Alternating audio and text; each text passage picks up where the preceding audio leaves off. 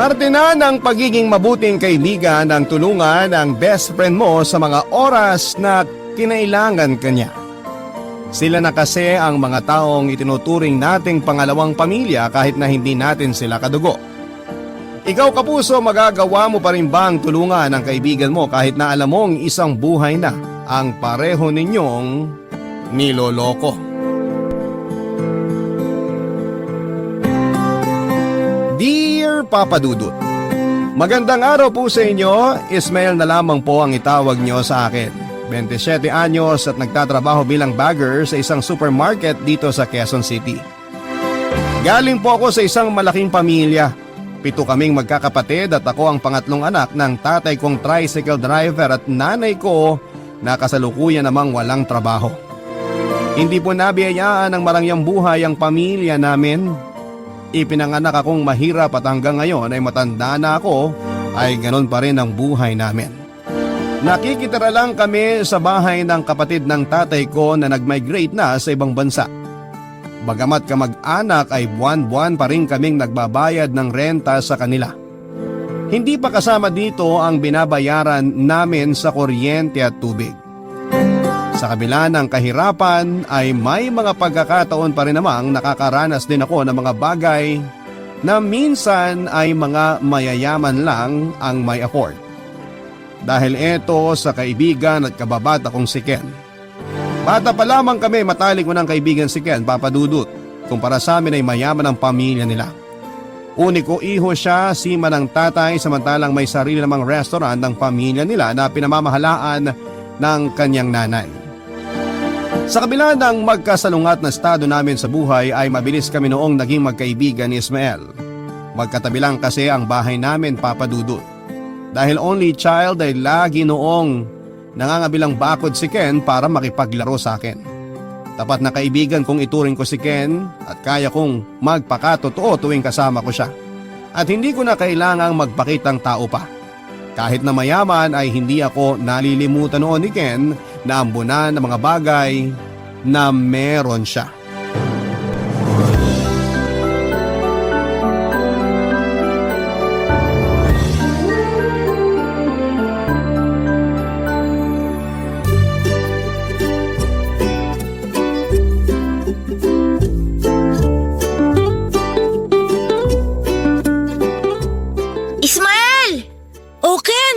Tagal mo naman eh. Kanina pa kaya kita hinihintay. Ayaw akong palabasin ni Mami kanina eh. May tutor pa kasi ako kaya hindi ako nakapunta kaagad dito. Anong tutor? Tutor? Parang teacher din na tinuturuan ako sa mga subjects natin sa school. May classmate ka rin ba sa tutor? Wala! Mag-isa lang akong tinuturuan ni Teacher Marie. Teacher Marie? Yan ang pangalan ng tutor mo? Oo. Galing naman. Pero hindi ba nakakatamad yun? Pagod ka na nga sa school tapos may tutor ka pa pag-uwi. Okay lang naman kasi pwede ako maglaro tsaka kumain habang nag-tutor. Tsaka binibigyan naman ako ni Mami ng pera pagkatapos eh. Talaga? Mag-aaral ka lang tapos may pera ka na?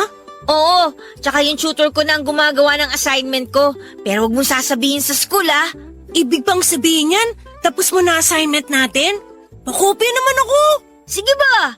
Pero bago niyan, tikman muna natin to. Tcharan! Ano yan? Chocolate! Dumating na kasi yung padalang box ni Daddy. Talaga? Eh di madami kayong chocolate sa bahay nyo ngayon. Oo, marami. 3 box kaya pinadala ni Daddy. O heto, tikman mo to oh. Nakakain ka na ba ng ganitong chocolate? Hindi pa eh. Wala namang kaming kamag-anak sa ibang bansa. Masarap ba yan? Oo, masarap yan. Tikman mo. Yan lagi ko pinapabili kay Daddy kasi favorite ko yan eh. May peanuts yan sa loob. Masarap nga! Ngayon lang ako nakatigam ng ganito kasarap na chocolate. Siguro mahal to. Mahal talaga yan. Galing abroad eh. Ang swerte mo naman. Araw-araw ka makakakain ng chocolate. Hindi lang chocolate padala ni Daddy. Madami rin binili si Daddy na laruan. May robot, may remote control car, tsaka basketball. Kaso hindi pa pinabubuksan ni Mami yung isang box eh. Bukas na lang daw kasi pagod siya sa trabaho. May bago ka na namang laruan? Ang sarap talaga maging mayaman, no? Huwag kang mag-alala. Meron ka ring laruan dun sa package namin. Sinabihan ko kasi si Daddy na ibili ka rin para pareho tayong may malaro. Talaga? Salamat, Ken! Ibang klase ka talagang kaibigan. Ang swerte-swerte ko talaga na nakilala kita. Paano na lang kung hindi kami lumipat dito? Eh di wala kang best friend. Oo nga eh. Naalala mo pa nung una kayong lumipat dito? Oo naman, hinabol ako ng aso nyo. Tapos tinawanan mo lang ako nun. Nakakatawa kasing itsura mo nun. Daig mo pa ang hinahabol ng tikbalang sa sobrang takot mo. Simula nun, kailangan pa kitang tawagin para makadaan ako sa harap ng bahay nyo. Kasi lagi akong tinatawlan ng aso nyo eh. Tapos lagi na tayong sabay pumasok nun hanggang sa naging magkaibigan na tayo. Mabuti na lang, kasi kung hindi tayo nagkakilala, wala akong makakalaro sa bahay. Ang hirap kaya ng walang kapatid. Mabuti ka nga, wala kang kapatid eh. Ako, sobrang dami namin. Laging agawan sa pagkain, laging agawan kung saan matutulog. Puro away kami. Ikaw, solo mo lahat. Kaya nga inggit na inggit ako sa'yo eh. Sana only child na lang din ako. Solo ko nga lahat, malungkot naman. Kaya nga kung wala akong magawa sa bahay, lagi akong tumatambay dun sa bahay nyo. Mabuti nga yun, may nakakalaro ako ng maayos. Sa bahay, ayaw ako kalaro ng mga kuya ko, tapos yung mga mas bata sa akin, puro babae naman. Gusto mo pumunta sa bahay? Buksan natin yung mga bagong laruan ko. Pwede ba? Sige, tara! Papadudot, pagsapit po namin ng high school ay sa private na nag-aral si Ken samantalang ako ay nagpatuloy naman sa pag-aaral sa public school. Sa kabila nito ay nanatili pa rin kami papadudot, ang tao ay nagbabago habang tumatanda. Kung dati ay para kaming kambal tuko ni Ken na hindi mapaghiwalay, noong nagbinata kami ay unti-unting nagkaroon ng spasyo ang pagkakaibigan namin. Hindi na kami tulad ng dati pero ang mahalaga sa akin ay kaibigan pa rin naman ang turingan namin sa isa't isa. Dahil kay Ken ay nakakilala ako ng mga bagong kaibigan dahil palagi niya ako noong isinasama sa mga lakad nila. Ang problema nga lang, hirap akong makasabay sa kanila noon dahil pare-pareho silang mayayaman. Tuwing kumakain sila sa fast food, ako lang ang walang pambili. Pagkatapos maglaro ng basketball, naka-soft drinks sila samantalang ako ay ice water lang ang iniinom. Hindi naman nila ako pinababayaan, papadudot. Palagi nila akong nililibre dahil naiintindihan naman nila ang sitwasyon namin na mahirap lamang. Pero kapalit ng panlilibre nila sa akin ay parabang ako na ang naging runner ng barkada. Ako ang palaging inuutusang bumili ng pagkain, magpark ng motor, magsundo ng ibang tao at iba pa. Tuwing may inuman nga kami noon ay ako ang laging taga-bili ng alak, taga-timpla, taga-luto ng pulutan at taga-ligpit kapag lasing na ang lahat. Hindi naman ako noon nagreklamo dahil kahit papaano ang mga bagay na yun na lamang ang mayaambag ko sa grupo dahil hindi naman po ako mayaman. Ang mahalaga ay masaya ako kasama ang mga bago kong barkada. Isa pa po ay si Ken lang ang kaisa-isa kong kaibigan na itinuturing ko ng parang kapatid. Kahit na minsan ay para bang mababa lang ang tingin niya sa akin ay hindi ko na lamang binibigyan ng mali siya ang pagbabago ng ugali niya.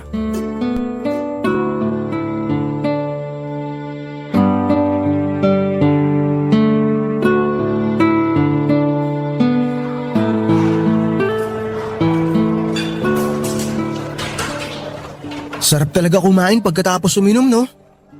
Oh, anong ginagawa mo? Di ka kakain? Di ka pa ba sawa dyan sa chicken at french fries? Lagi ka na lang kumakain ng fast food. Kailangan mong kumain pagkatapos uminom para di ka magka-hangover kinabukasan. Pero bilib din ako sa'yo ha. Kahit ang lakas mo lumamon, hindi ka pa rin tumataba. Partida, puro inom ka pa. Nasa genes na namin yan. Wala talagang mataba sa pamilya namin kahit makalimang extra rice pa kami. Mabuti nga ikaw eh.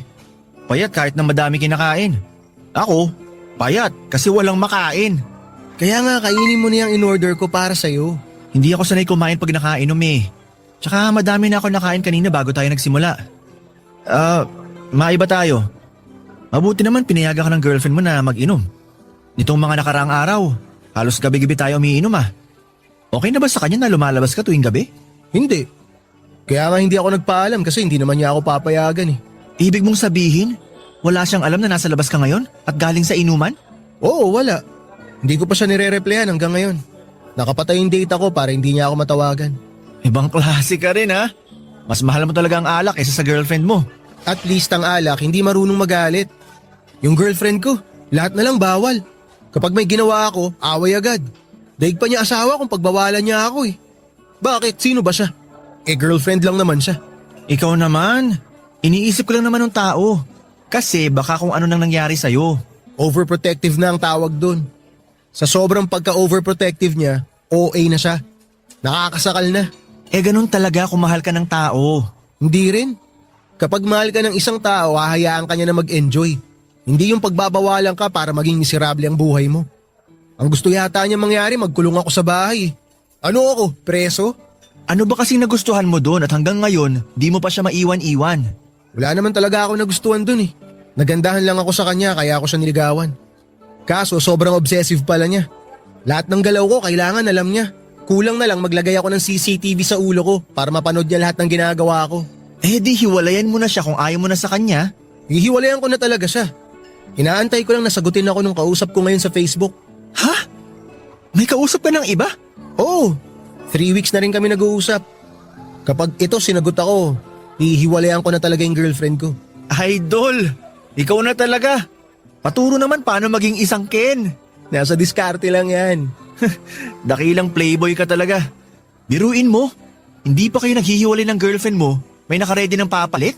Parang magpapalit lang ng gulong ng motor ah. Ganun lang dapat. Habang bata pa tayo, enjoyin lang natin ang buhay. Hanggat malakas pa tayo, tikim lang ng tikim. Sus! Ikaw lang makakagawa niyan kasi may itsura ka.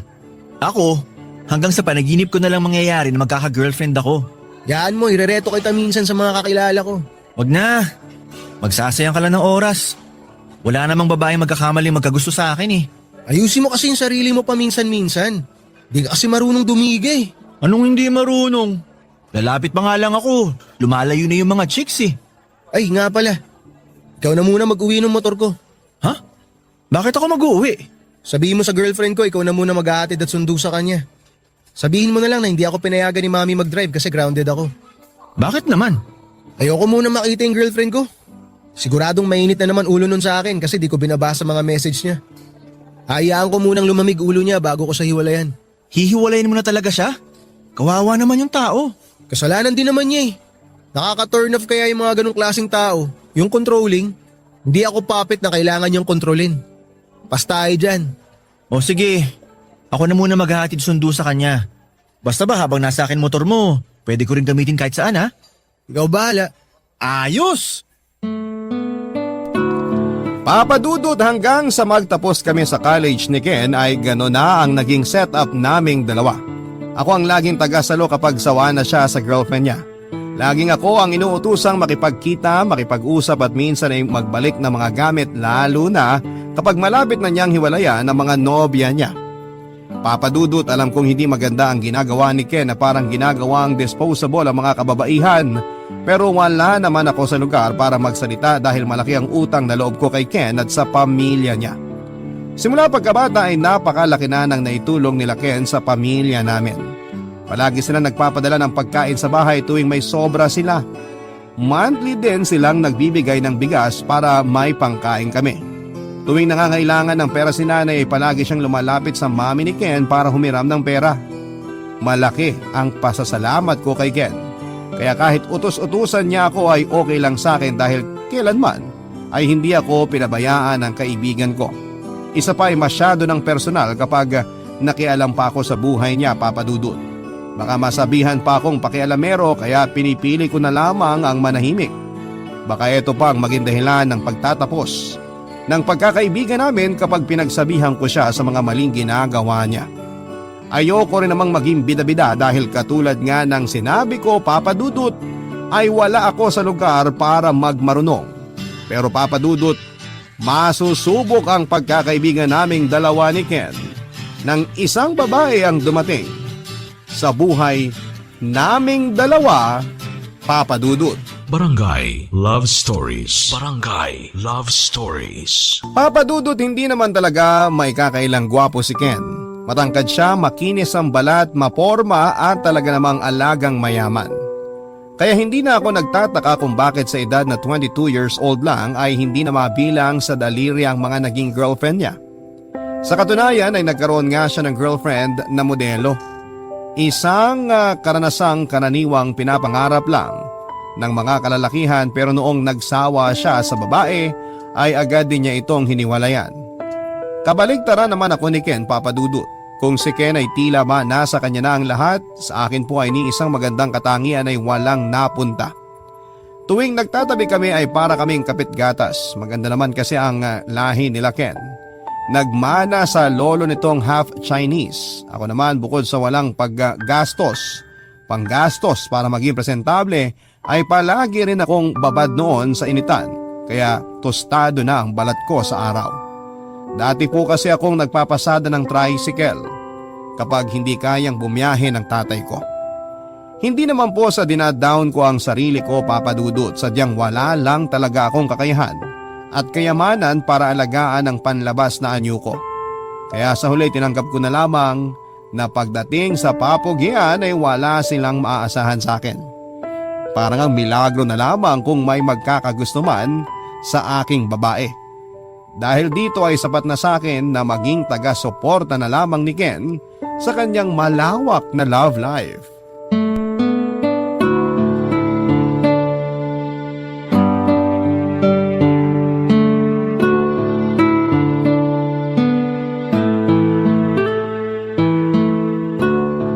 Bro, tinan mo to. Ano yan? Bagong chicks na naman? Mismo, di ba? Ganda ba? Ayos yan bro ah. Maganda. Ganyan mga tipo kong babae. Saan mo siya nakilala? Bagong empleyado sa office namin yan. Quality, no? Mas maganda to kaysa sa ex mo na model. Huwag mong sabihing pinupormahan mo yan ha. Ako pa. Alam mo naman, nalapitin ako ng magaganda. Yan tayo eh. Hanggang ngayon wala pa rin pinagbago. Chick boy pa rin. Di ka pa nasanay? Nasanay na ako. Inaantay ko na lang kung kailan ka magbabago. You mean kung kailan ako magseseryoso? Tingnan natin kung okay tong si Ara. Ara ba pangalan niya? Nax! Pangalan pa lang sexy na. Baka sakaling sa kanya na ako magseryoso, malay natin. Tapos kung kailan ka magsiseryoso, saka naman siya manloloko sa'yo no? Nakakatawa yun kung sakali. Malabong mangyari yan. Ako? Lolokohin? Malakas kaya pang amoy ko sa mga manloloko. Eh di amoy na amoy mo sarili mo. It takes one to know one, sabi nga nila, di ba? Ano namang plano mo sa Ara na yan? Popormahan mo talaga? Kapag yung nililigawan ko hindi pa ako sinagot this week, lilipat na ako dito kay Ara. Sa totoo lang, bagay naman kayo. Pareho kayong yayamanin tingnan. Parehong expensive. Walang expensive sa akin, dude. Kung type kita, period. Pero once na ma-turn off ako sa'yo, ayawan na. Hindi ka talaga nawawalan ng babae, no? Para kang cellphone. Yung tipong kaka-release lang ng bagong model, pero tinatrabaho na yung susunod. Tulad nga ng sabi ko, ganyan ang buhay, dapat ine-enjoy lang. Hindi ka ba takot na makarma? Bakit naman ako makakarma? Hindi naman ako nag-cheat ah. Alam mo yan, never kong pinagsabay ang dalawang babae. Tsaka hindi ko naman kailangan mag-cheat kung madali lang naman humanap ng iba. Iba talaga pag gwapo, no? Gwapo na, mayaman pa. Siguro hanggang pagtanda mo, hindi ka pa rin mauubusan ng babae. Hindi ko naman plano maging ganito hanggang pagtanda ko eh. Siyempre darating din yung araw na kailangan ko na magseryoso sa buhay. Ikasal, bumuo ng pamilya at magkaroon ng anak. Darating din tayo dyan pero hindi pa ngayon. Ikaw ba? Kailan mo naman plano magka-girlfriend? Never pa kitang nakitang nagka-chick simula nung natuli ka. Wala eh. Malas tayo sa pag-ibig eh. Malas o baka naman may girlfriend ka na ayaw mo lang ipakilala sa akin? Bakit ko naman gagawin yun? Kung ako nagka-jowa, ipapangalandakan ko yan sa buong mundo. Kaso, wala talaga nagkakagusto sa akin eh. Lahat naman tayo may nakalaang tao para sa atin eh. Magantay ka lang. Panigurado darating din yung babaeng tatanggapin ka ng buo. Nakakainggit ka nga eh. Hawak mo love life mo. Daig mo pa yung multiple choice na lagi may options. Ganun talaga siguro kapag pinagpala. Sana maranasan ko rin yan balang araw. Mangarap ka lang boy. Wala namang bayad yun eh. Pero huwag ka nang gumaya sa akin. Once na may babaeng magkagusto sa'yo, piliin mo na agad. Huwag ka na maghanap ng options. Baka mamaya wala pang matira sa'yo. Yun eh kung may magkakagusto sa akin. Meron yan. Magtiwala ka lang sa sarili mo. Sa mga sumunod na linggo ay nabalitaan ko na lamang na magkasintahan na pala sina Ken at Mia, Papa Dudut. Hindi na po ako nagtaka dahil daig pa ni Ken ang mga diploma sa panliligaw. Wala po akong nakitang babae na humindi sa kanya. Magaling siyang magmanipula, kaya naman madali lang siyang magpaikot ng mga tao. Sa kabilang banda ay nakaramdam ako ng kaunting awa kay Mia dahil puso niya ang magiging bagong laruan ni Ken. Maganda si Mia, Papa Dudut. Sa lahat ng naging girlfriend ni Ken ay sa kanya ako pinaka nagandahan. Pasok na pasok kasi siya sa mga tipo ko ng babae. Matangkad, balingkinita ng katawan, mahaba ang buhok at malinis manamit. Elegante siyang tignan, nangungusap ang mga mata kahit na hindi nakangiti. Siya yung tipo ng babaeng mahirap mapasiguro ang pinakamasayang araw na nangyari sa akin, Papa Dudut. Lumipas nga ang mahigit 5 buwan ay unti-unti rin nagsawa si Ken kay Mia. Expected ko na yon, Papa Dudut. Dahil kalimitang 5 buwan lang talaga nagtatagal si Ken sa mga nagiging kasintahan niya. Pero ang pinagtataka ko, kahit sawa na si Ken kay Mia ay ayaw pa rin niya itong pakawalan.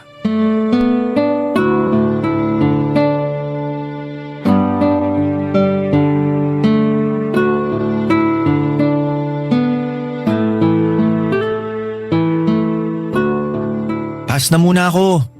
Magdadrive pa ako mamaya. Ikaw na muna syumat, Ken. Takti naman to. Oh, anong problema? Chill ka lang. Mahal-mahal lang cellphone mo tapos ibabato mo lang. Nakakasira ng mood yang si Aray. Bakit? Anong meron kay Ara? Nag-away ba kayo?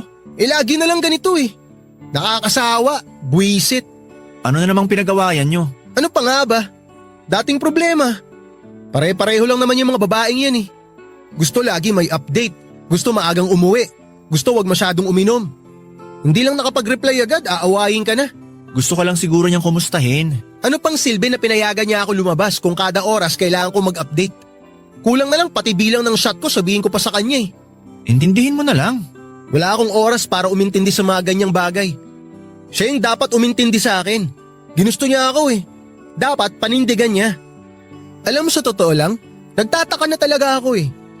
Bakit ba kasi ang mga babaeng yan gustong-gusto nilang baguhin yung mga boyfriend nila? Ano bang meron? Di ko masasagot yan. Di naman ako babae eh. Oh, bad trip talaga oh. Oh, ayan. Tinatawagan ka na ata. Hayaan mo siya. Gusto mo ako na lang sumagot sa tawag ni Ara? Ha? Bakit mo naman sasagutin? Ikaw ba boyfriend niya? Wala akong masamang intensyon. Nakakaawa lang kasi. Isipin mo na lang.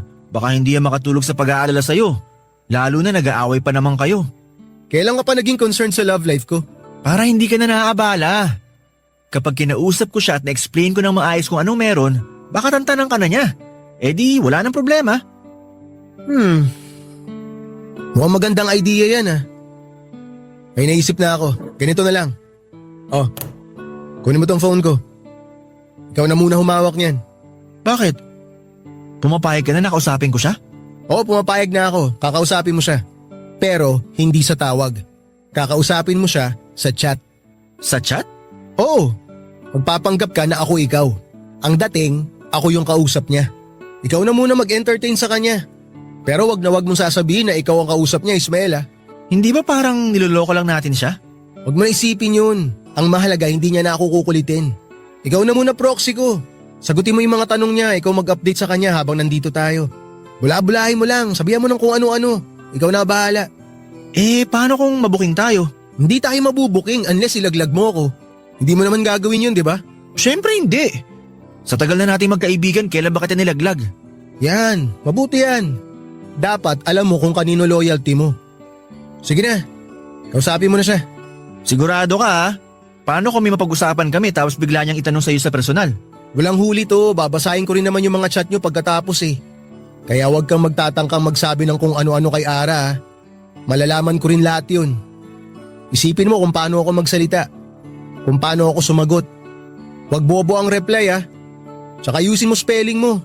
Bawas pogi points kung hindi marunong mag-type ng maayos ang lalaki. Dapat pogi typings parati ha. Sige. Ako na bahala. Kaya ko na to. Oh, problem solved. O sige na, shot na uli tayo. Papadudod simula ng gabing yon tuwing wala sa mood si Ken at kapag tinatamad siyang kausapin ng girlfriend niya, ay ako na lagi ang inuutusan nitong kumausap kay Mia. Halos 1 buwan din itong tumagal at sa katunayan nga ay pinagkatiwala na mismo sa akin ni Ken ang password ng mga social media accounts niya para lamang makapag-reply kaagad ako kay Mia tuwing humihingi ito ng update o tuwing nangungumusta siya sa nobyo niya. Nung una ay hindi talaga ako pabor sa ginagawa namin ni Ken dahil alam kong pareho namin niloloko si Mia ng mga panahon na yon. Pero kalaunan ay na-enjoy ko na rin ang ginagawa ko.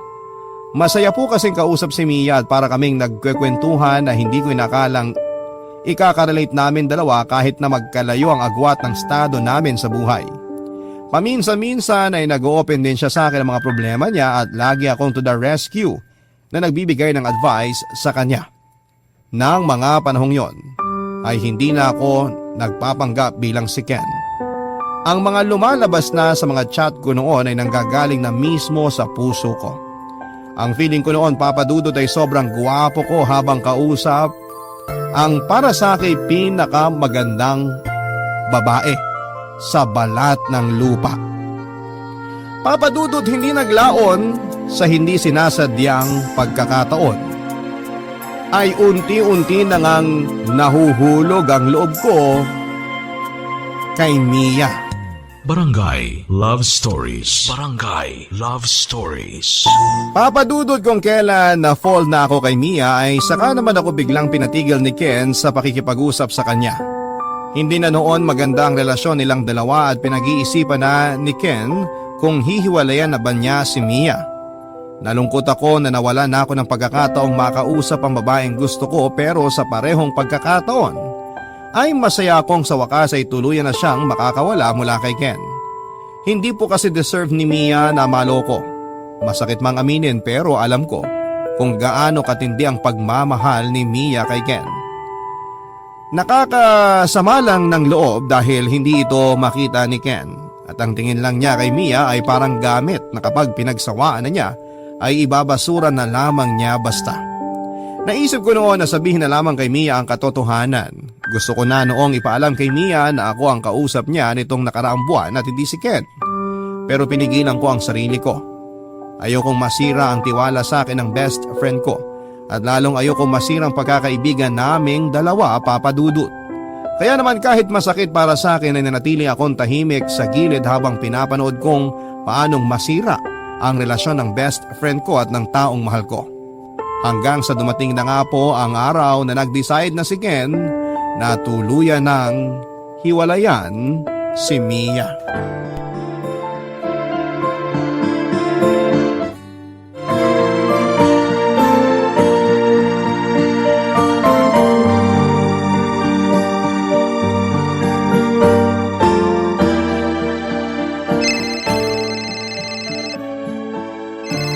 Pang-5 beses na yung tawag ni Ara. Wala ka ba talagang planong sagutin yan? Huwag mo na lang pansinin, hayaan mo na lang siyang tumawag ng tumawag hanggang sa magsawa siya. Hulaan ko. Nag-aaway na naman kayo, no? Hindi kami nag-aaway. Hindi ko lang talaga siya pinapansin. Bakit naman? Para siyang bata eh. Daming gusto sa buhay. Kung makapag-demand, akala mo asawa ko na. Girlfriend ko lang naman siya. Binata pa ako pero daig ko na yung may asawa. Bawat galaw kailangan may pahintulot niya. Ayoko nang ganun. Hindi ko pa nakikita sarili ko sa ganung sitwasyon.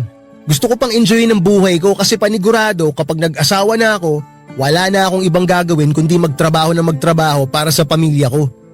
Kaya habang kaya ko pa, sinusulit ko yung oras ko. Hindi pa ba sapat yung dami ng naging girlfriend mo? Bahala ka. Baka maubuso ka ng babae dyan. Hindi naman ako mawawala ng babae. Daming babae dyan. Tsaka hindi ko naman nakikita yung si Ara na wife material. Baka mamaya kapag pinakasalan ko siya, maaga akong mamatay dahil sa konsumisyon. Bakit di mo pa gawin ngayon? Gawin ang alin? Hiwalayan siya para matapos na. Humahanap lang ako ng tiyempo. Wala pa ako sa mood gumawa ng kadramahan ngayon eh. Ayoko masira araw ko. Pinapahaba mo lang yung paghihirap ng tao eh. Tapusin mo na lang ngayon para wala ng problema. Bakit ba mas marunong ka pa sa akin? Ikaw pa talaga mag-uutos sa akin? Hindi mo pa nga nararanasan magkaroon ng girlfriend sa buong buhay mo? Naawa lang kasi ako kay Ara. Naawa o baka naman may gusto ka na sa kanya? Ano? Bakit mo naman nasabi yan? Si Ara?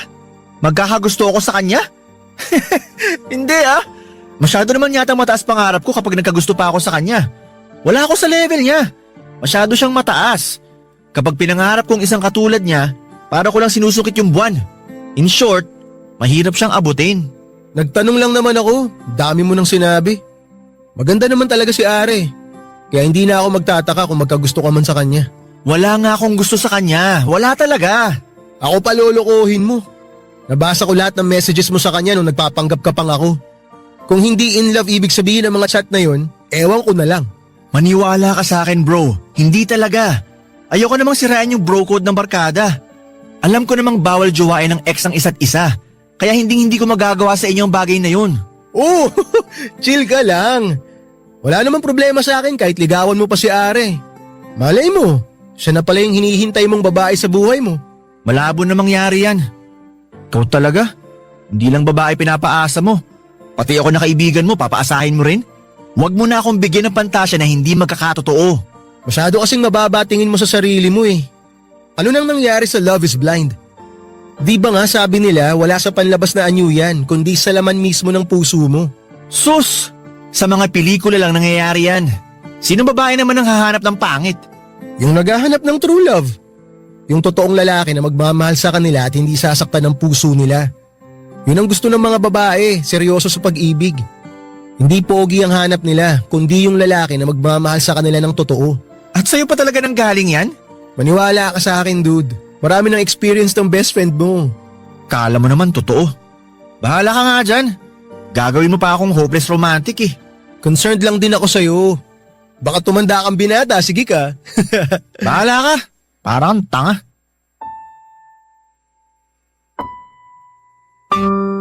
Papadudot, medyo nakaramdam ako ng inis kay Ken ng mga panahong yon. Naiinis ako sa kanya dahil pinaglaruan lang niya ang feelings ni Mia. Para bang habang tumatagal ay lalong lumalaki ang ulo ni Ken at masyado nang mataas ang tingin nito sa sarili niya dahil lamang marami ng babae ang nakolekta niya. Ang masaklap sa kabila ng pagiging playboy niya ay marami pa rin babaeng nagkakandara pa sa kanya. Pagkalipas ng ilang linggo ay tuluyan na ngang naghiwalay sina Ken at Mia. Alam ko kung gaano nasaktan si Mia sa nangyaring hiwalayan dahil saksi ako kung gaano niya kamahal ang kaibigan ko. Sa mga usapan pa lang namin ay makikita na kung gaano kalaki ang ibinigay na pagmamahal ni Mia kay Ken. Sa katunayan nga ay planado na nito ang future nilang dalawa ni Ken. Yun nga lang ay wala pala sa future ang utak ni Ken kundi nasa kasalukuyan pa lamang. Gusto ko mang i-comfort noon si Mia ay lagi naman akong inuunahan ng takot at kaba. Ayoko kasing magmukhang naghahabol sa kalat ng ibang tao. Isa pa ay gusto kong patunayan kay Ken na wala akong gusto kay Mia kahit na ang totoo ay nahulog na ang loob ko sa kanya. Sinikap kong lumayo sa problema nilang dalawa, papadudot, pero nang minsang mapadaan ako sa lugar nila Mia ay naglakas loob akong kumustahin siya. Kinapalang ko na rin ang mukha ko, papadudot, at nagtapat ako sa kanya ng totoo kong nararamdaman.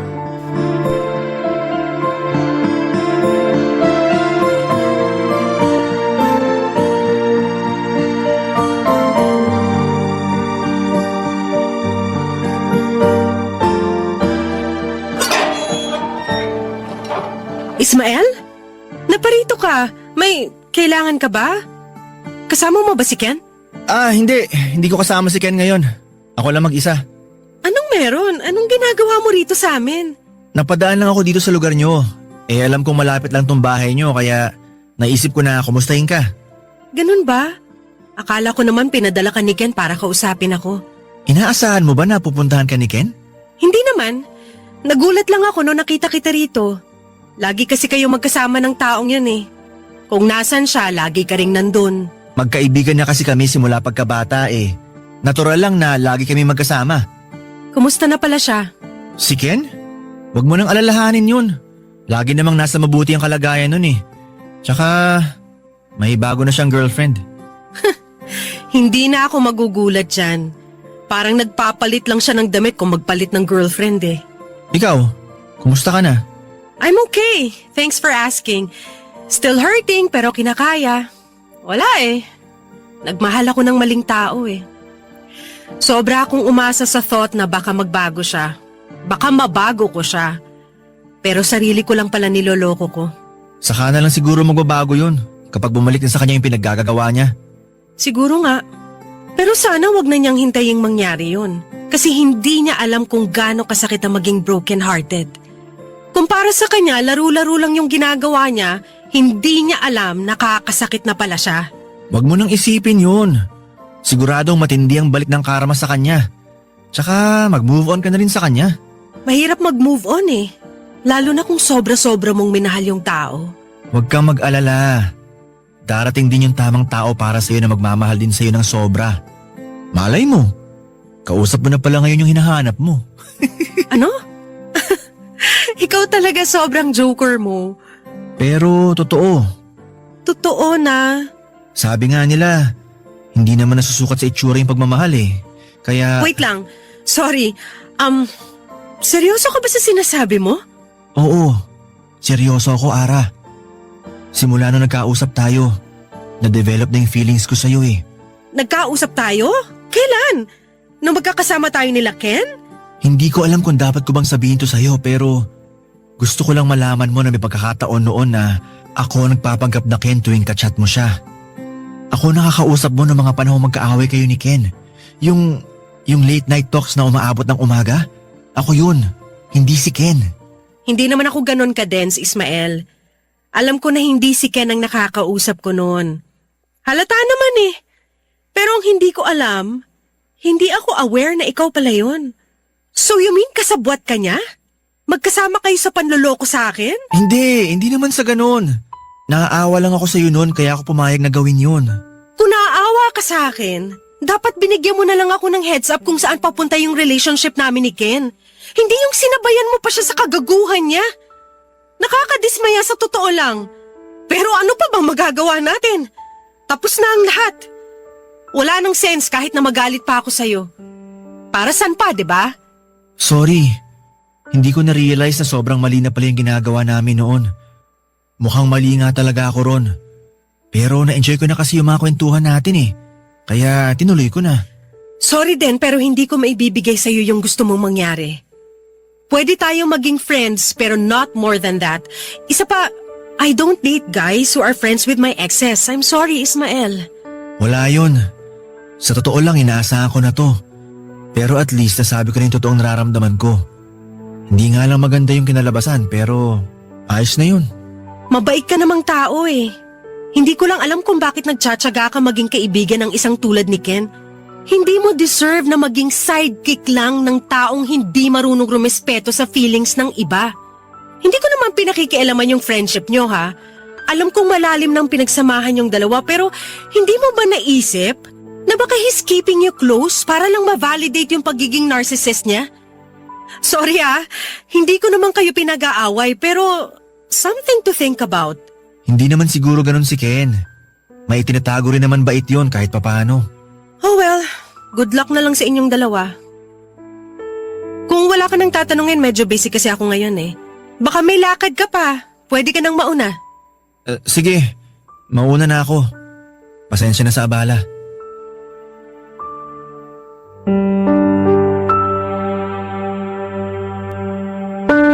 Papadudot masakit ang ma-reject pero mas lumalamang ang saya ko na kahit papaano ay inamin ko kay Mia ang tunay na nararamdaman ko.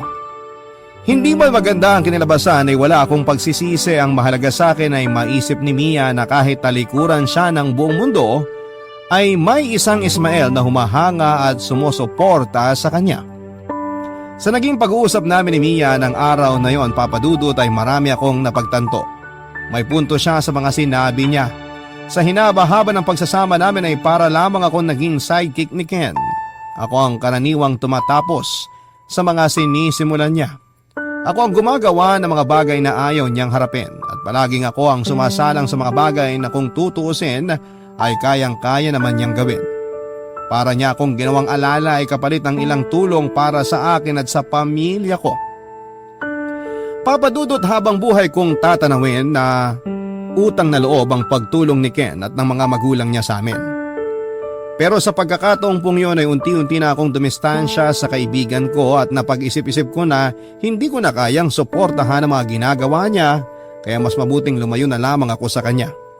Hindi nga po naglaon papadudod sa mga sumunod na taon ay tuluyan nang naghiwalay ang landas namin ni Ken. Ni hindi man lang siya nagtaka kung bakit bigla na lamang ako nawala sa buhay niya. Ni hindi niya ako kinumusta sa haba ng panahong hindi kami nagkita.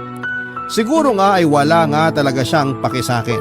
Pinatunayan lamang niya na totoo ang mga sinabi ni Mia noong araw na yon. And speaking of Mia, ay meron na po siyang boyfriend sa ngayon. Matagal-tagal na rin sila at ang chismis ay malapit yata silang ikasal. Ako naman hanggang sa ngayon ay single pa rin pero hindi pa rin po ako nawawala ng pag-asa na sa tamang panahon ay darating din ang taong para sa akin. Hanggang dito na lamang po ang kwento ko, Papa Dudut, at maraming salamat. Pusin ang pag-aaral ko noon sa kolehiyo kasi alam ko naman na palagi akong may pera. At nang huminto ako sa pag-aaral ay nag-focus ako sa pagiging drummer sa isang banda dahil passion ko talaga ang music.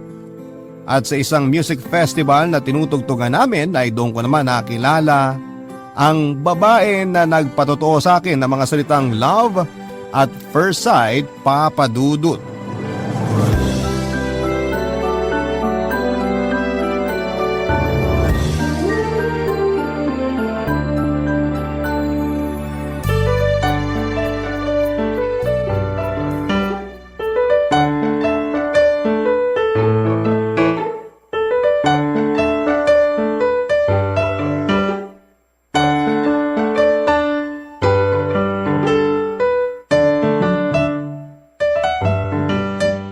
Uy, Aldrin, nandiyan ka lang pala.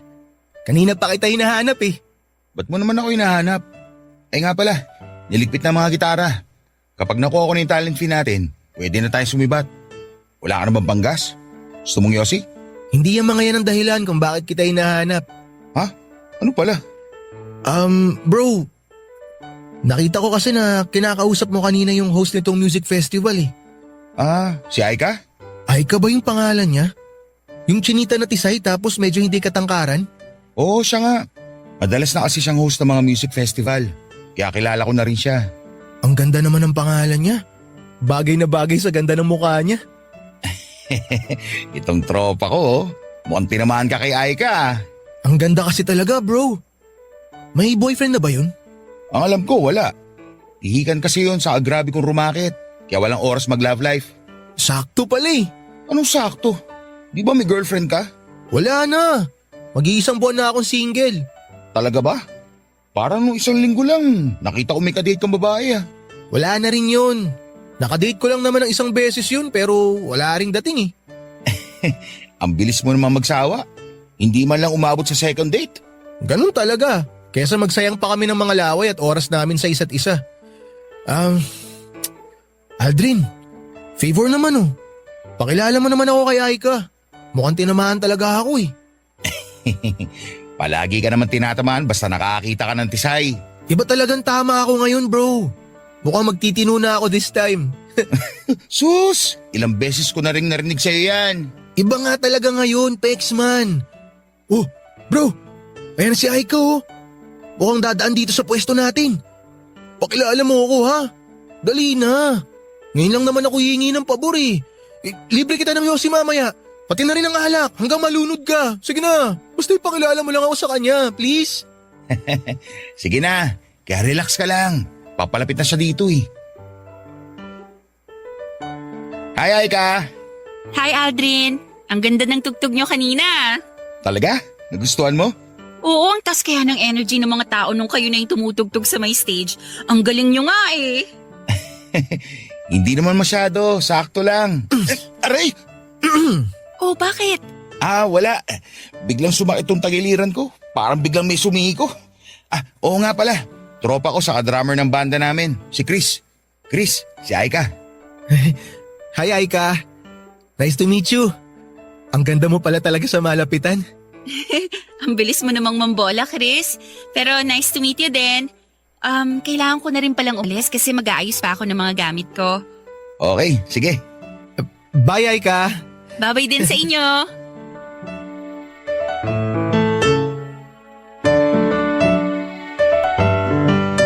Papadudot, bago tumugtog ang banda namin ng gabi na yon sa isang music festival ay nakuha kaagad ng event host na si Aika ang atensyon ko. Sobrang ganda niya kasi ng mga oras na yon. Hindi makapal ang makeup niya, nakalugay lang ang mahabang buhok niya at ang sexy rin ng suot niyang dress na bumagay sa katawan niya. Siguro ang pinaka gusto kong parte ng mukha niya ay yung mga mata niya na ngumingiti kasabay ng mga labi niya. Kaya nga hindi ko hinayaan na matapos ang gabi na yon na hindi ko ulit siya nakakausap. Nang tapos na ang event at nakita ko siya na nag-aayos ng mga gamit niya ay nilapitan ko siya kaagad at tinanong ko kung gusto niyang sumabay sa akin pa uwi dahil dala ko ang motor ko. Nalaman ko kasi na sa Batangas lang din siya umuuwi kaya pwede ko siyang ihatid sa kanila. Pero sinabi niya na may pupuntahan pa raw siyang racket kasama ang isang kaibigan niya. Akala ko pa ay dahilan niya lamang yon kasi hindi niya ako type. Pero bago kasi siya umalis sa harap ko ay sinabi niya na i-add ko raw siya sa Facebook at doon kami mag-usap muli. Binigay niya sa akin ang buong pangalan niya at iniwanan ako ng napakatamis ng ngiti. Bago ako sumakay ng motor ko para umuwi ay yun nga ang ginawa ko, Papa Dudut. Hinanap ko ang pangalan niya sa Facebook at in-add ko kaagad. At nang makauwi ako sa bahay, aaminin ko na kinilig ako nang makita kong inaccept na ni Aika ang friend request ko. Doon nga kami patuloy na nag-usap mula sa chat, tawagan at video call. Hanggang sa yayain ko na siya na mag-date kami, Papa Dudut.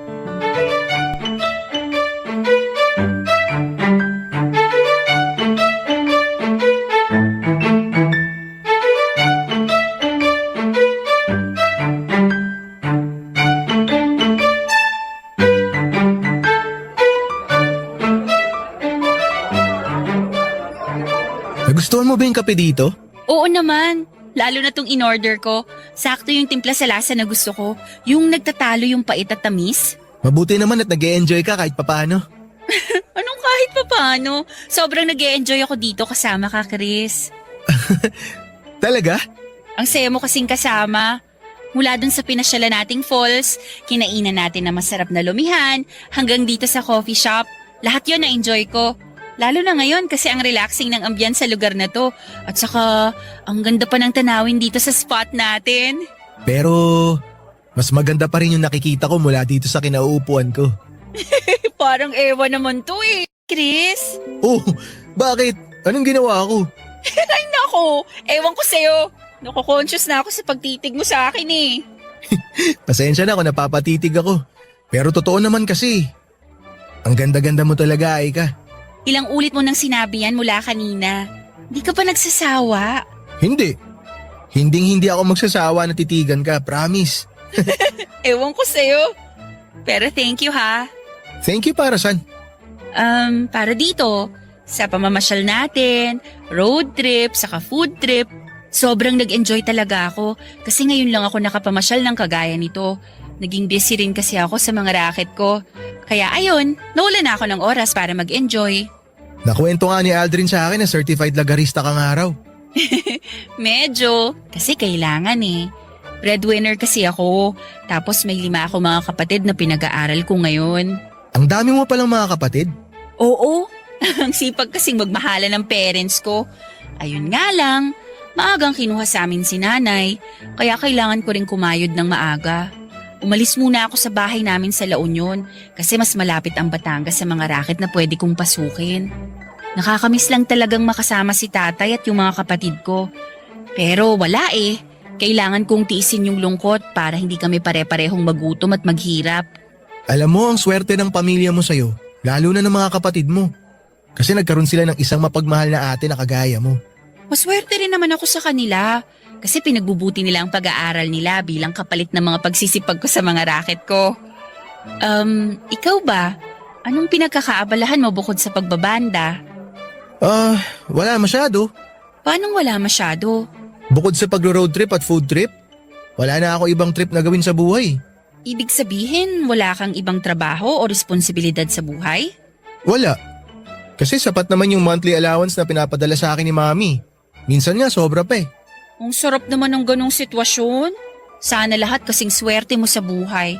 Kasi ako, Parang sinalo ko yata 90% ng problema sa mundong to.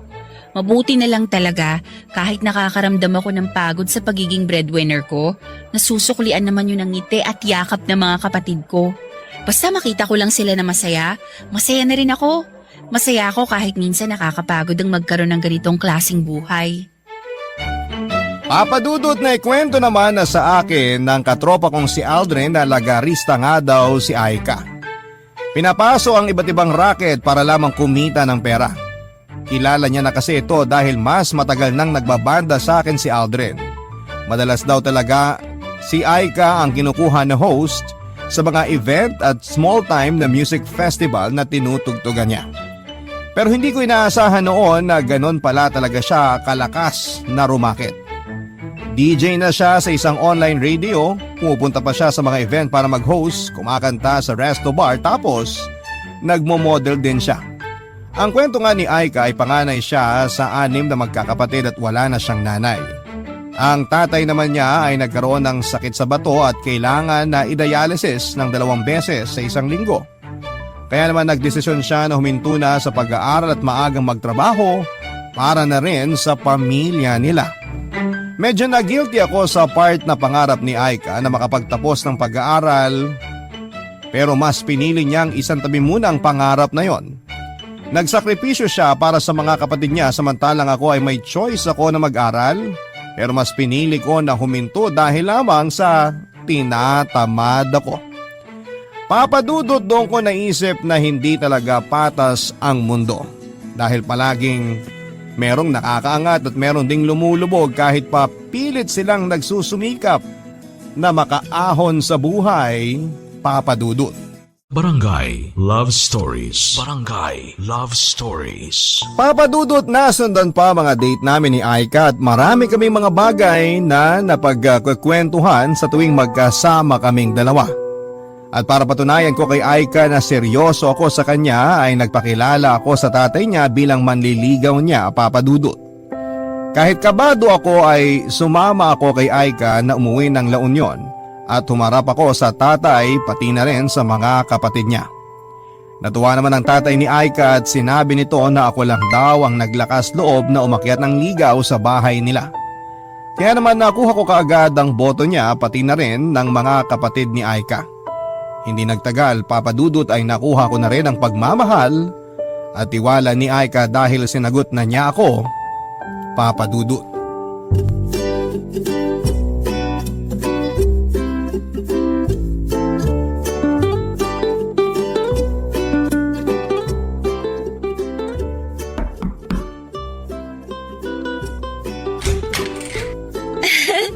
Ikaw pala yan, Chris. Kala ko naman poging jowa ko nang kumakatok dito sa pinto ng apartment namin ni Aika. Poging jowa pala ng beshi ko. Hello, Nika. Hello din sa'yo, Chris. Halika, pasok ka. Salamat. Upo ka muna dyan sa sofa. Okay, sige. Thank you. Nagme-makeup lang si Aika pero palabas na rin yun ng kwarto. May gusto ka bang inumin o kainin habang naghihintay sa kanya? Wala naman. Busog pa ako. Huwag ka na mag-abala. Salamat, Nika. Tikman. Baka may gusto kang tikman habang wala pa dito yung beshi ko. Aha? Alam mo na, bagong putahe. Kasi naman, nakakasawa din yung paulit-ulit mo nang kinakain, di ba? Hindi naman ako mabilis magsawa, lalo na kapag paborito ko yung putahe. Pero alam mo minsan, kailangan mo rin tumikim ng dessert para maiba lang. Sige ka, ikaw rin. Baka maaga ka maumay sa beshi ko. Hoy, Nika! Ano yung naririnig ko na pinaghaharot mo na naman yung boyfriend ko?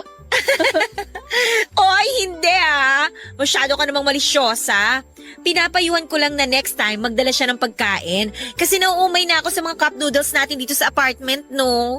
Kahit parang iba yung narinig ko bago ako lumabas ng kwarto? Oo nga! Ano ka ba? Yun talaga yung sinabi ko. Tsaka hindi ko kaya type yung boyfriend mo. O siya, sige na. Babalikan ko lang yung nilalaban ko. Ingat ka sa racket mo, Beshi, ha? Tsaka i-text mo ako, okay? Oo, magti-text agad ako sa'yo. Okay, very good. Iwan ko muna kayo dyan, ha? Sige, Nika. Ang kulit talaga ng kaibigan mo, no? Sobra. Pagpasensyahan mo na ha. Ganun lang talaga magsalita yun. Ayos lang, nasasanay na rin naman ako. Ayos lang ba yung makeup ko ngayon saka yung pagkakapusod ko sa buhok ko? Oo naman, ang ganda mo nga eh. Talaga? Oo, maganda ka talaga. Tsaka kahit naman anong ayos ng buhok mo, kahit wala ka pang makeup, maganda ka pa rin sa paningin ko, baby. Naku ha, binobola mo na naman ako. Hindi pambobola yun, maniwala ka. Alam mo naman na ikaw ang pinakamagandang babae sa paningin ko eh. Baby, saan nga pala racket mo ngayon? Doon lang sa isang hotel na malapit dito, na-invite ako para kumanta sa isang private party. Maliit lang ang bayad pero okay na rin kesa walang racket. Pwede ba ako manood? Ha? Hindi eh. Kasi private party yun. Kaya hindi pwedeng pumasok yung mga walang invitation. Sayang naman, kasi gusto rin kitang mapanood na kumanta eh. Next time na lang, promise. Kapag hindi private party yung racket ko. Tara na baby. Baka malate pa ako sa racket ko eh. Papadudot, kapag ang mga racket ni Aika ay mag-host ng mga private party ay napapansin ko na madalas mas makapal ang makeup niya at mas revealing ang suot niyang damit. Medyo malaki pa naman ang dibdib niya kaya mas lalo yung nagmumukhang revealing. Kaya may mga oras na nagdadala talaga ako ng extra jacket para may maipasuot ako sa kanya lalo na kapag hinahatid o sundo ko na siya sa racket niya. Mabuti na lang talaga, papadudot, kahit papaano ay may motor ako kaya nagagawa ko siyang sunduin at ihatid. Kasi baka mabasto si Aika kapag bumabiyahe siya pauwi ng ganon ang suot niya tapos wala pa siyang ibang kasama. Alam ko naman, papadudot, na ginagawa yon ni Aika para makuha ang atensyon ng ibang prospect client sa mga party na pinupuntahan niya. Na hindi lang husay sa pag-host sa event o pagkanta ang meron siya, kung hindi pati na rin ang magandang mukha niya at sexy na katawan. Hindi rin naman palagi na revealing ang mga suot niyang damit o makapal ang makeup niya. Depende yon sa mga racket na pupuntahan niya. Alam naman din niya ang limitations niya sa ginagawa niya. Hindi siya yung tipo na madikit sa mga tao lalo na sa mga lalaki. Alam niya kung papaano dumistansya kapag iba na ang gustong i-offer ng mga taong nakapaligid sa kanya at may tiwala ako sa kanya na kahit papaano na kaya niyang protektahan ang sarili niya, papadudot.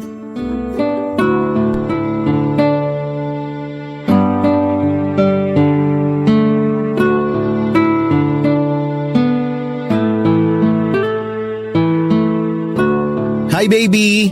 Malapit na ako sa studio, ikaw, nasaan ka na? Nandito na rin kami ni Nika sa resto bar kung saan ako kakanta ngayon. Oh, akala ko mag-host ka ng event ngayon. Hindi natuloy eh. Mabuti na nga lang may binigay na racket si Nika kaya hindi masasayang ang makeup ko ngayon. Saang resto bar yan, baby? Ha? Ang sabi ko, saang resto bar ka kakanta? Para sunduin na kita pagkatapos ng gig ng banda namin. Naku, hindi na. Out of the way kasi sa'yo yung racket ko ngayon eh. Okay lang sa akin, wala akong ibang lakad ngayon. Hindi ka abala. Ayokong makaabala sa'yo at sa banda nyo, baby. Kaya huwag mo na akong alalahanin. Saka kasama ko naman si Nika ngayon. May kasabay akong umuwi mamaya. Sigurado ka ba na ayaw mo akong pumunta dyan? Oo, kasi kapag sinundo mo ko, maiinis naman si Nika kasi mawawalan siya ng kasabay na umuwi. Sa bagay, may point ka. Basta mag-iingat ka ah. I love you. I love you too, baby. Bye!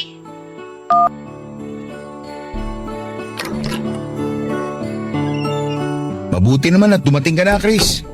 Nasaan na ibang kabanda natin? On the way na raw. Medyo maaga pa naman kaya okay lang kahit wala pa sila. Bakit pala hindi mo kasama si Aika? May racket siya ngayon? Anong racket niya? Mag-host ba siya ng event? Hindi hosting eh. Kakanta raw siya sa isang resto bar. Saan resto bar daw yun? Hindi ko nga alam eh. Hindi niya na sinabi. Sayang naman. Kasi kung magtatagal siya doon, pwede sana tayong dumiretso doon pagkatapos ng gig natin. Yun nga rin yung sabi ko sa kanya. Pero ang sabi naman ni Aika, kasama niya raw si Nika kaya hindi ko na kailangan sumunod doon. Si Nika yung maingay na babaeng kasama niya sa apartment, di ba? Yung pinakilala niya nang minsan dumalaw tayo doon sa kanila. Oo, siya nga yun. Alam mo, sa totoo lang, hindi ko gusto yung dating ng babae na yun. Oh, bakit naman? Kasi masyado siyang maingay? Ganun lang talaga yung si Nika pero mabait naman yun. Mukha naman talaga siyang mabait. Kaya lang kasi, may naririnig ako tungkol sa kanya. Ha? Ano naman yun? Ang sabi kasi nung isang kabanda natin, nag-escort service daw yung si Nika. Hindi nga ako naniniwala kasi diba, ang kailangan dun maganda. Pero naisip ko na sexy naman si Nika. Kaya hindi imposible yun kahit hindi siya kagandahan. Uy, grabe ka naman kay Nika, bro. Baka naman chismis lang yan. Sana nga chismis lang. Kasi kung hindi, baka mamaya ibang racket na pala yung binibigay niya sa girlfriend mo. Kaya bantay-bantayan mo rin si Aika ha. Bago pa lang ang relasyon niyo. Kaya sigurado ako na marami ka pang hindi alam tungkol sa kanya.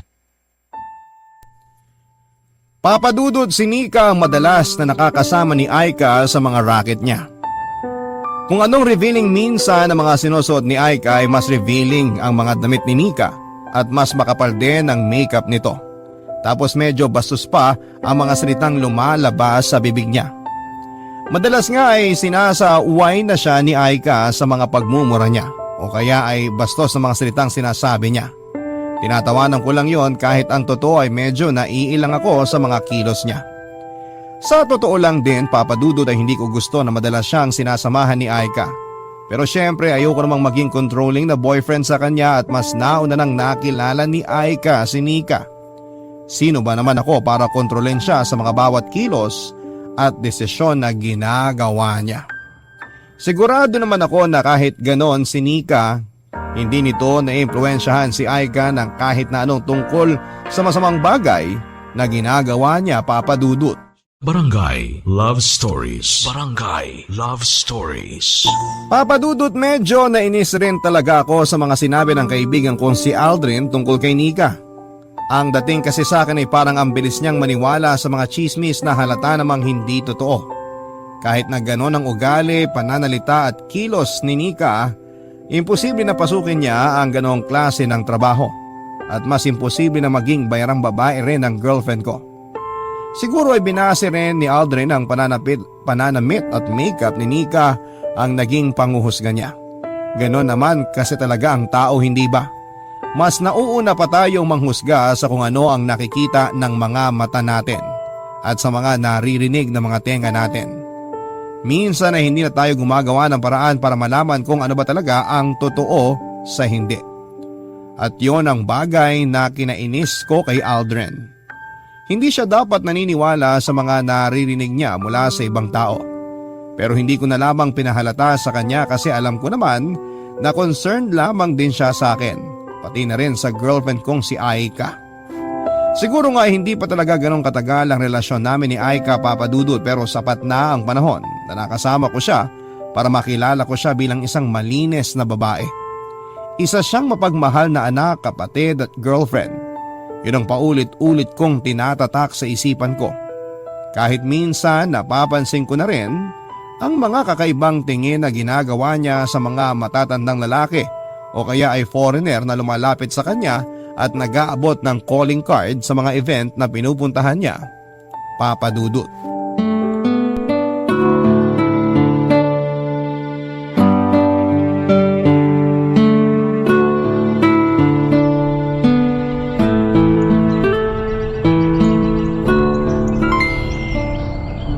Baby, upo muna tayo sa may banda doon. Napapagod na rin kasi ako maglakad-lakad eh. Sige, sakto kasi mapuno nga sa pwesto na yun.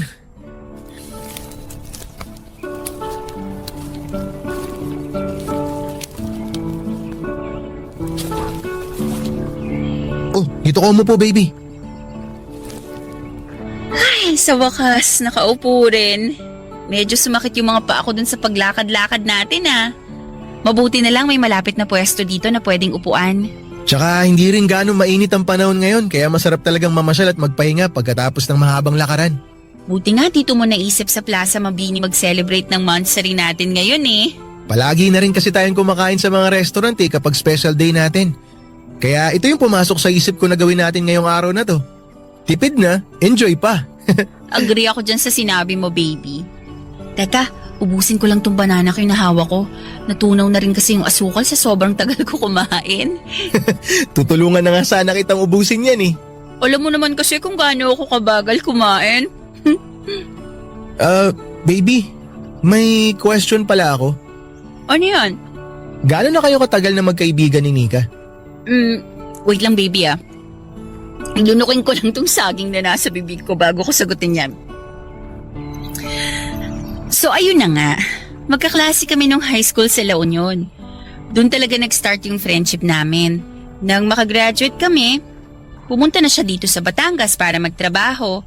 Kaya nang malaman niya na kailangan ko ng trabaho, tinulungan niya ako kaagad.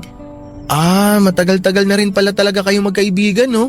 Oo, close kasi talaga kami nung high school. Buti nga naisipan ko siyang i-message para tulungan ako na makapagtrabaho. Kasi kung hindi dahil sa kanya, hindi ako magkakaroon ng iba't ibang racket. Pero lahat naman ng trabaho niya malinis, di ba? Ha? Anong ibig mong sabihin? Wala siyang maling ginagawa. Kumbaga, marangal naman yung mga trabaho na pinapasok niya. Tsaka mga trabaho na binibigay niya sa'yo, di ba? Oo naman, syempre. Ano ba kasing nasa isip mo, Chris? Wala naman ako iniisip na masama. May narinig lang kasi ako na uso raw kasi ngayon yung mga racket na hindi magandang pasukin. Natakot lang ako na baka mamaya iba na pala yung binibigay ni Nika sa'yo na trabaho. Medyo nag-alangan lang ako kasi baka hindi na disenteng trabaho yung pinapapuntahan niya sa'yo eh. Mabait na tao si Nika. Matagal ko na siyang kaibigan. Kaya sana, huwag mo siyang pag-isipan ng ganyan. Alam ko naman na mabait siya. Iba pa rin kasi yung nag-iingat ka.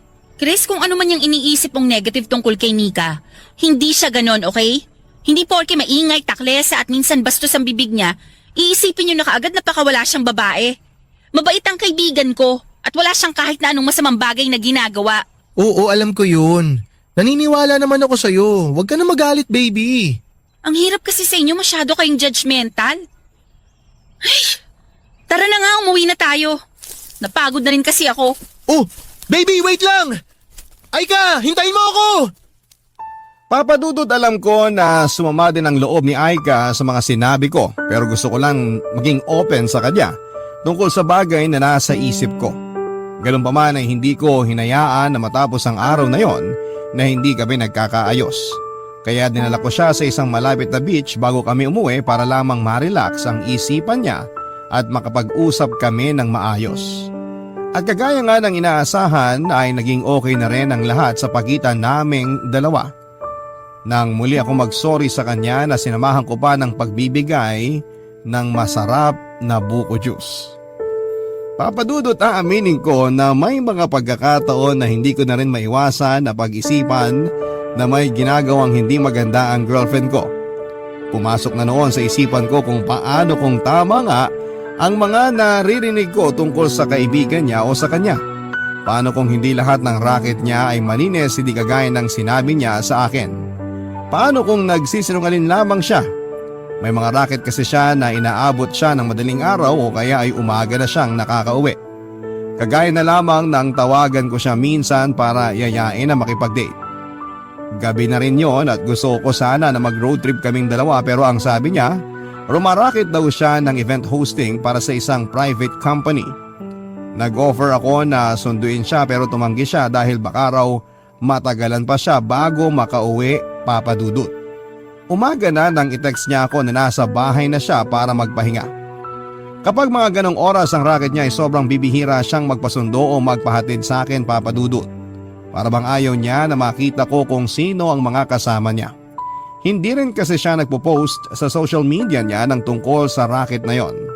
Alam ko na hindi naman lahat ay kailangang i-post. Pero kilala ko kasi si Aika na mahilig mag-promote ng mga niraracket niya kagaya ng pag-host ng event, modeling, pagdi-DJ sa radio online at kung ano-ano pa. Pero kapag rumaracket siya ng madaling araw sa mga private party na sinasabi niya ay hindi niya yon na pinapaalam sa mga kaibigan niya o followers sa social media. Pero hindi naman siya palaging ganon. May mga oras pa rin na nagpapasundo siya sa akin kapag gusto niya na dumiretso kami ng pamamasyal pagkatapos ng racket niya. Kagaya na lamang nang tawagan niya ako isang gabi para magpasundo siya sa akin kinabukasan sa isang condo hotel. Doon daw kasi ang racket niya at gusto niya na mamasyal kami kinabukasan. Yun ang araw na kahit kailan ay hindi ko makakalimutan, papadudot.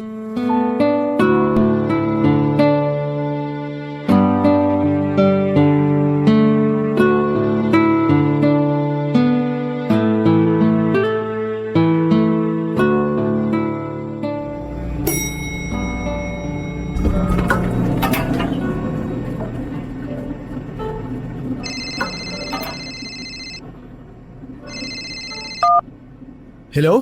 Hello pare, nasan ka? Nandito ako sa Condotel, susunduin si Aika. Anong ginagawa mo dyan? Tumawag kasi sa akin si Aika kagabi. Nagpapasundo siya sa akin dito.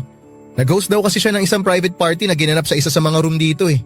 Kaya lang, hindi naman siya nagre-reply mula kaninang umaga. Alam mo ba kung nasang room number siya? Sa kabuti, pinapasok ka dyan. Hindi naman mahigpit yung receptionist sa lobby kanina kaya pinakyat na ako dito. Tapos sakto, na-text na rin sa akin ni Aika yung room number kaya pupuntahan ko na siya. Didiretso na ako dun sa kwarto. Dapat nga sa lobby lang ako maghihintay kagaya ng billing niya kaya lang hindi siya nagre-reply sa mga text ko eh. Kaya minabuti kong puntahan na siya. Bakit nalasing kaya hindi ka na niya na-replyan? Uy! Ano yun? Nangyari sa'yo? Teka bro, parang boses ni Nika yung sumigaw na yun ah. Oh, ano nangyari dyan pare? Hindi ko alam. Narinig ko lang yung boses ni Nika na parang umiiyak. Sige bro, tawagan kita mamaya ah. Sige na.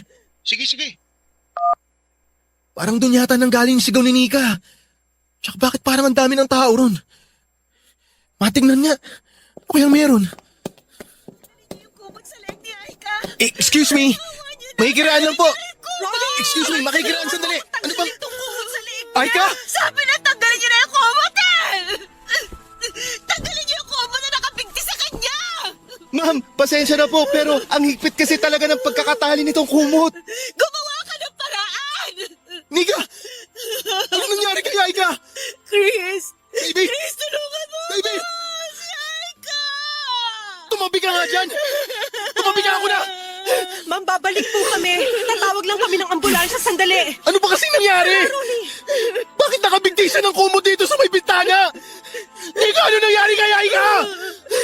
Hindi ko rin alam eh. Basta Aika! nagtaka na lang ako kung bakit hindi siya sumasagot sa mga tawag ko. Tapos nung puntahan ko nga siya dito sa condo hotel, sinabi ng receptionist na nag-check out na raw yung foreigner na kasama ni Aika sa kwarto na to. Foreigner? Akala ko ba may private party siya na pinuntahan dito? Anong foreigner? Leche namang kumot to, bakit tayo matanggal? Kasi Chris, hindi naman talaga private party yung pinunta ni Aika dito. Yung foreigner na client niya, yun ang dahilan kung bakit siya nandito. Kaya nga kinabahan na ako nang hindi siya sumasagot sa mga tawag ko eh. Tapos nang dumating ako dito, nag-request na ako na ipabukas yung pinto ng kwarto kung nasan si Aika. Tapos, nakita na namin siya nakabikti dito sa may bintana. Chris, sigurado ako na yung foreigner na yun na may gawa nito kay Aika. Chris, pinatay niya si Aika. Pinatay niya yung kaibigan ko. Ayaw matanggal yung kumot! Wiset! Aika! Bakit ba kasi napakahigpit ng buhol na to? Aika! Aika! Aika, baby! Aika, Baby, iniligtas kita! Iniligtas kita, Aika! Huwag ka bibitaw, parang awa mo na! Huwag ka bibitaw, huwag mo ko iiwan, Aika! Baby! Aika! Papadudod sa sobrang pagkataranta ko ay nahirapan talaga akong kalasin ang kumot na mahigpit na nakabuhol sa liig ni Aika. Nanginginig na rin kasi ang mga kamay ko habang ginagawa yon at nang sa wakas ay matanggal ko ang buhol. Sinubukan ko pa siyang i-CPR dahil alam ko rin kung paano gawin yon pero bigo na akong mailigtas ang buhay niya. Medyo nakamulat ang namumulang mga mata ni Aika na para bang naghirap talaga siya bago mawalan ng hininga. Namamaga at nangingitim ang mga labi niya at malamig na ang kanyang balat. May ilang pasa din siya sa kanyang katawan at nangingitim na ang kanyang leeg dahil sa pagkakabigti ng makapal na kumot doon. Hindi nagtagal ay dumating na rin ang mga pulis at ambulansya, Papadudut. Dahil kadarating ko lamang din na halos na mga oras na yon ay wala ako masyadong naibigay na impormasyon sa kanila kung hindi yung ginawa ko lang na pagkalas ng nakasabit na kumot sa bintana at nakabigti sa leeg ni Aika. Pero nagulat ako nang marinig ko ang mga impormasyon na ibinigay ni Nika sa mga pulis. Sinabi ni Nika na may client daw sila na foreigner na nag-book kay Aika para sa kwarto na yon. Nagtaka ako kasi ang alam ko talaga ay mag-host ng party si Aika. Pero bakit isang tao lang ang tinutukoy ni Nika? Doon ko nalaman ang katotohanan na part-time pala si Aika bilang female escort sa mga foreigner na nagbibigay ng extra service. Pigil ang mga luha ko habang nakikinig pa ako sa ibang detalye na ibinigay ni Aika sa mga pulis, Papa Dudut. Nang gabi raw na yon ay iniwan niya si Aika na nakangiti sa may pinto ng condo hotel. Kumuhay pa raw sa kanya ang foreigner na nasa loob bago siya umalis. Pero nang umaga na ay nagtaka daw siya kung bakit hindi na raw sumasagot si Aika sa mga text at tawag niya kaya nag-decide na siyang balikan ito. Nalaman niya mula sa receptionist na umalis ng araw ang naka-check-in na foreigner sa kwarto na yon at naiwan daw ang kasama nito. Kaya doon na raw kinabahan si Nika. Nang hindi sumasagot si Aika mula sa loob ng kwarto ay nag-request siya sa staff na piliting buksan ang pintuan at doon nga ay tumambad sa kanila ang malamig ng katawan ni Aika na nakabigti gamit ang makapal na kumot na nakapulupot sa may bintana.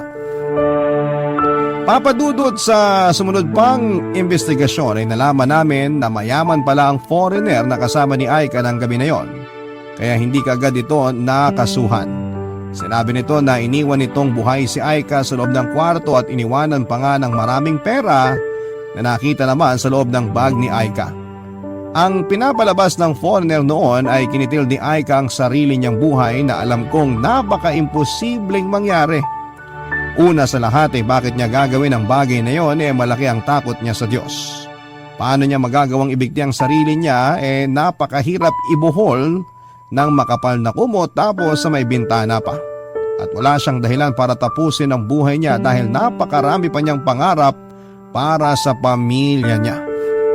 Pero sa kabila ng mga ebidensya na nagtuturo sa foreigner na nakasama ni Aika bilang suspect sa nangyari sa kanya ay hindi pa rin po ito nakulong. Ayon na rin kasi ng tatay ni Aika ng gulo dahil alam niya na malaking tao ang makakalaban nila. Kaya naman nag-decide ito na hindi na magsagawa pa ng autopsy at hindi na rin magsampa ng kaso. Tinanggap na lamang nito na nagpakamatay si Aika kahit na napaka-imposible noon, Papa Dudut. Mabigat para sa akin ang bagay na yon dahil gusto kong mabigyan ng katarungan ang pagkamatay ng babaeng pinakamamahal ko. Pero dahil maagang sinukuan ng pamilya niya ang pakikipaglaban para sa katarungan ng pagkawala niya, wala na rin po akong ibang nagawa kung hindi ang tanggapin ang katotohanan na ang katarungan ay hindi nakukuha ng ganon kadali lamang.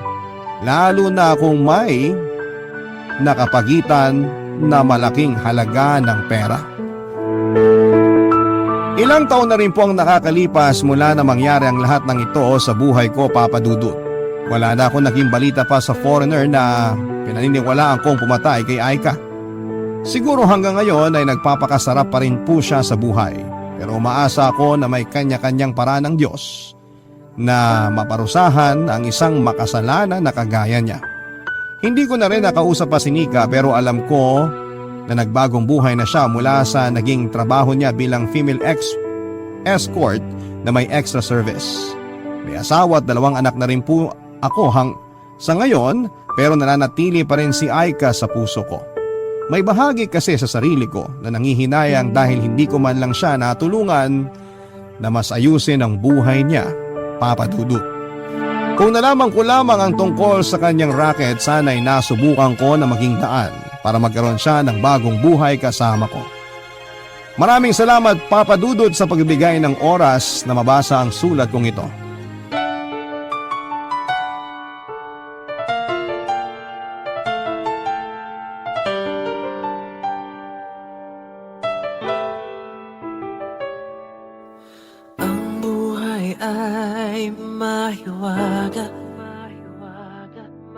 Laging may lungkot at saya sa Papa Dudut Stories.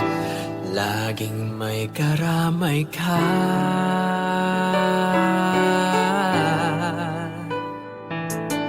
Mga problemang kaibigan dito ay pakikinggan ka. Sa Papa Dudut Stories, kami ay iyong kasama. Dito sa Papa Dudut Stories, ikaw ay hindi nag-iisa.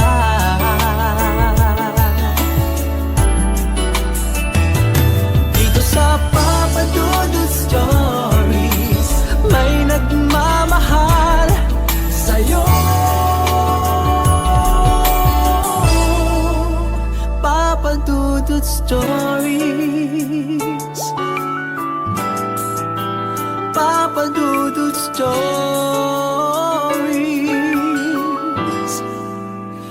Papa Dudut Stories.